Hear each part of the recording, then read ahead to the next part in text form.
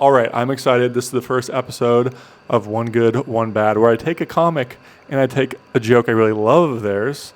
And because I'm a hater at heart, I take a joke I don't love as much. For this first episode, Fahim Anwar. Very, very, very good comic.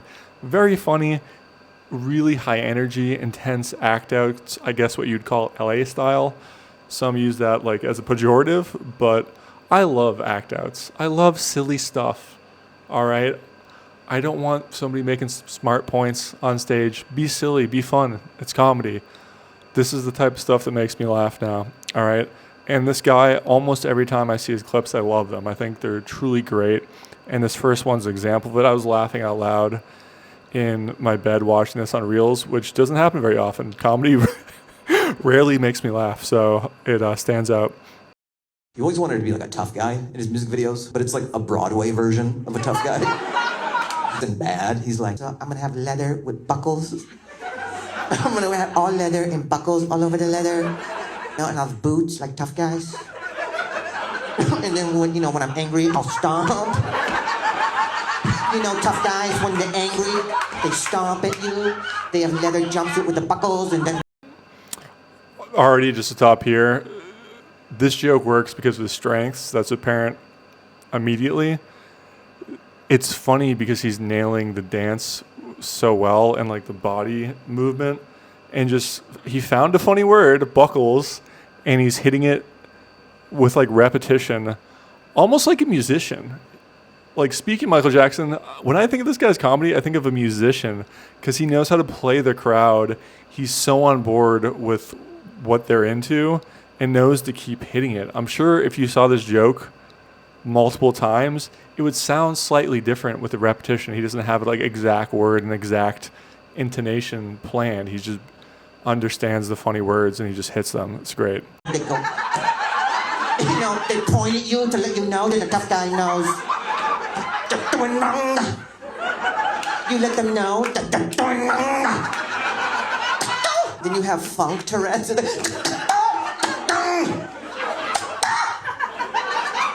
So are you afraid of that, fellas? If you saw that, would you be like, babe, let's cross the street. This guy's dangerous. Like, you got lucky. You better cross the street. I dare you to walk into this.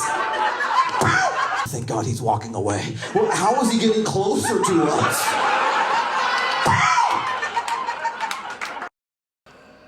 What a good punchline. This joke is great because he's able to bring it back around to that. Really, really impressive punchline that he knows how to get all the meat off the bone. And that's something I think I see in a lot of his clips is he stays until he's unwelcome in one area. And as soon as that's worn his welcome, he's on to the next spot, gets everything out of that, goes to the next spot. This joke, he gets the funny noises and stances, then he changes the scenario slightly, and then he sets up for the final killer punchline without you really realizing it, with them leaving and the moon walking backwards.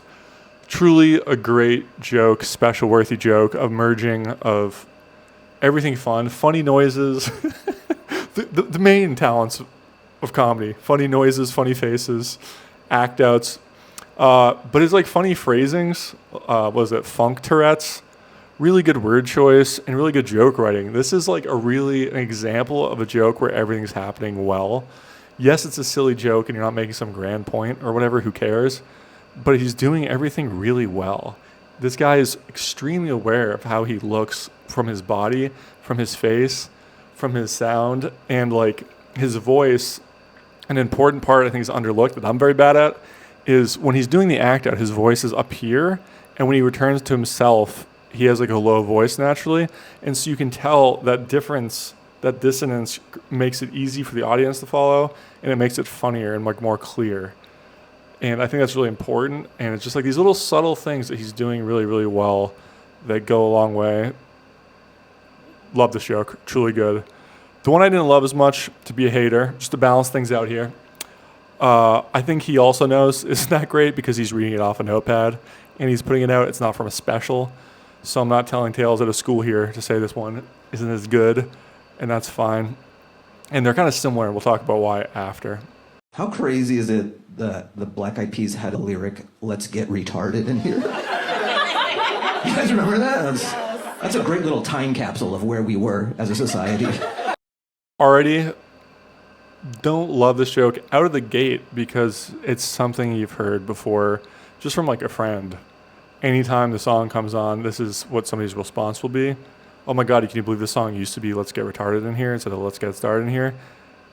This is a take a million people have had, which doesn't automatically make it bad. It's just you're immediately, when you hear something like that, you're like, you better be going somewhere good with this. That's especially unique and funny to be like worth using like it's like if someone's telling a Helen Keller joke, that's fine. But it better be like interesting and unique in the way it's funny. You know what I mean? Because it's been done so much. That was able to come out, like, nobody along the way had a problem with it. Like, the sound engineers were like, sounds good. He's pushing it up. I'm gonna push the retarded. I'm gonna really punch it in. He's so funny, he's making this funny. Like, he's such a good comic, he's making this funny. Like, with lines like, push the retarded, that's a funny line, you know? So just that talent of his coming through again, but still to me, like, hasn't really captured my interest, you know? The execs were like, we got a hit. Just not one person along the way said, hey, maybe the retarded thing we should take out. They were pressing CDs, like, going to Circuit City and all this shit. No one. What did they change it to? Let's get it started. It's not as good. I gotta be honest. Not as. Couple things. First of all, look at this freeze frame. Funny to bait the audience into saying the line like he doesn't actually know what it was to get it started. But his thing of like, not as good. It works because of his facial expression. And he's so likable and in tune with that he's able to like land that. The other reason I don't like this joke is it's kind of a merging of like two different things that have been done a lot. One is this premise, and two is the classic stand-up approach. The angle is, what was that meeting like? If there's something crazy that happens, it goes, oh, who decided that? What was that meeting like? This is an iteration of that. Instead of what was that meeting like, it's in the sound studio, it's the record executive, it's the CD pressing. This is another presentation of what was that meeting like. Albeit, because he's so good, he knows to change it up. He doesn't just like say, what was that meeting like? And then he's in the record executives like at a big table, right? And he stays there. He changes enough that he gets one line out of each setting and each like character, if you will, and moves along because he has that like really innate sense of timing, knowing when something, he's gotten the meat off the bone, he's moving on to his next bite, you know? So he gets in the sound studio, record executive, and then into the CD pressing. So the reason I brought up these two jokes, the Michael Jackson one and this one, is I think they're really similar. He has this kind of like, let's say, well-worn premise that's like, a lot of people have made jokes about Michael Jackson. A lot of people have made jokes about the Black Eyed Peas in this particular song. One works, one doesn't. One's in a special, I think, and one is, you know, him reading out of a notebook for a reason. It's, I think, because the like intensity of the act outs that like works so well on their own, and B, that like moonwalking punchline is so good that he's able to bring it back around.